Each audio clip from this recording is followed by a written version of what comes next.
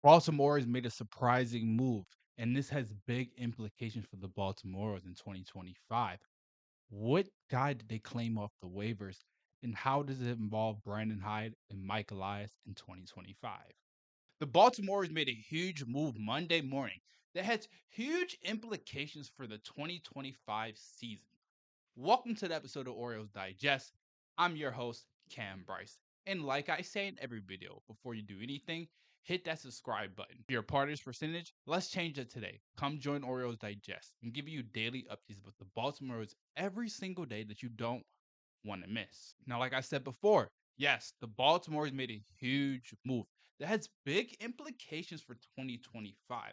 We're talking the Baltimore Orioles has claimed a guy named Scott Blewett from the Minnesota Twins, who's a reliever, high end, very good reliever. And in this video of Orioles Digest, we're going to take a deep dive into that signing and how it will impact the Orioles in 2025. So let's get into our first topic of the day. Did the Baltimore Orioles make a good move signing Scott Blewett? I actually really love this move. Now, if you look at Bluett's stats, it's like, why would they even put him on waivers? I'm looking through the article. If you guys want to look at the article, you can find it.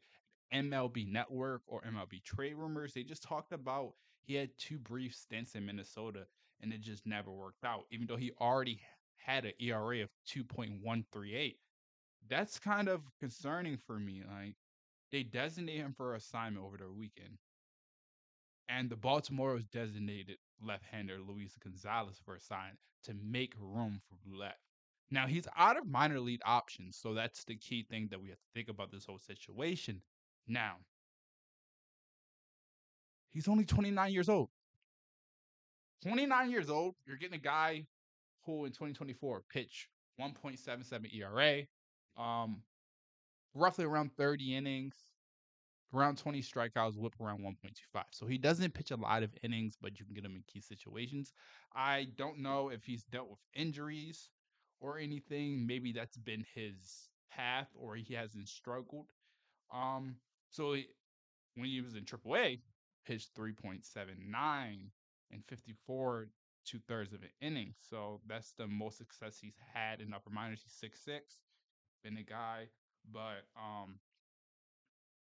yeah, he's had a 6.9 ERA before, but he still is 29 years old, and this is a guy you could add to the Baltimore Orioles rotation. We're really struggling, and if I can find the clip of the Orioles and their rotation thing, I can show it to y'all.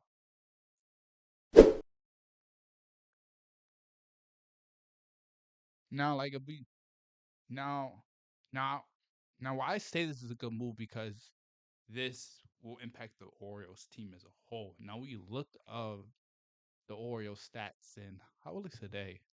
6 wins. That's not good enough. Earned run average 4.57.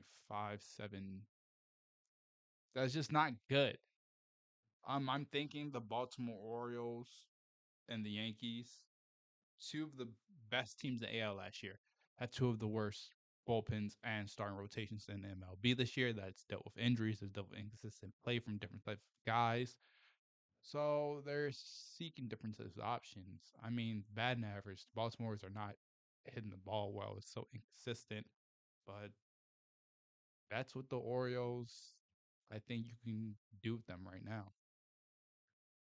But if we go deeper into what Boulette was talking about and this article about the Orioles, was just desperate. This is from Masson. Orioles were so desperate on getting Scott Boulette because they needed guys who can be inning eaters. Now that's Félix Bautista's coming back in there. Cano's really struggling. CNL Perez has really struggled. So, and we're going to talk about our next topic pretty soon. And I'm going to talk about CNL Perez and if the Baltimore are even going to bring him back because this is very concerning. But back to Blatt, good guy. I think this is a good claim by the Baltimore Orioles. I don't think it's a World Series move, but it's a guy that you can get for free, basically. 29. The ERA sits good. If you can put him in more situations. If he can pitch about 50, between 60, 70 innings and be in that seventh, eighth spot, that adds a lot because the Baltimore's already have a struggling rotation. Can't go deep into games.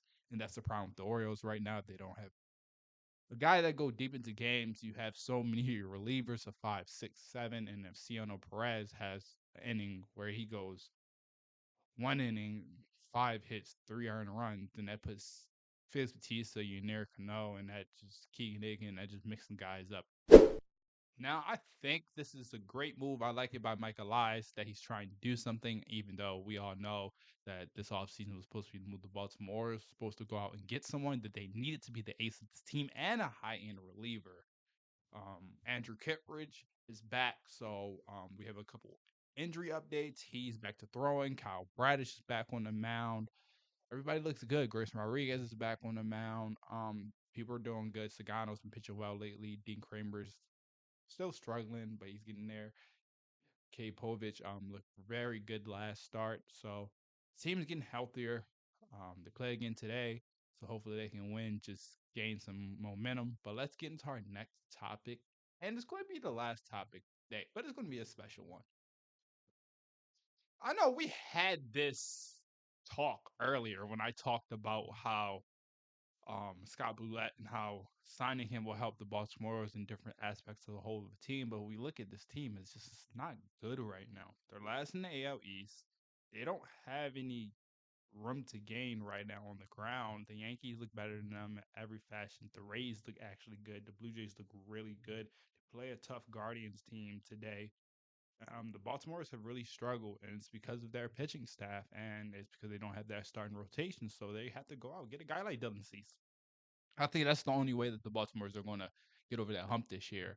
If they don't, if they let this thing bleed enough, they fall 5, 7 games behind, then you're at All-Star break. You're looking around, you're 33, 34, and you're just trying to gain ground and get comfortable, get a wild card position. The Baltimore's going to win the division. They don't want to be fighting for a wild card spot, especially after how good this team was last year.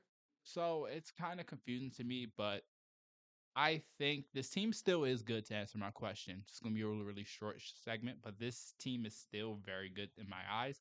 I think they have a lot to prove. I think they will be better soon. We just have to trust that Mike Elias and the Baltimore Orioles will get a move done soon. Dylan Cease, hint, hint. Thank you for watching Orioles Digest today. Once again, I'm your host, Kam Brice. If you haven't subscribed, hit that subscribe button to turn on post notifications. Here at Orioles Digest, me and John give you daily updates about the Baltimore Orioles every single day that you don't want to miss.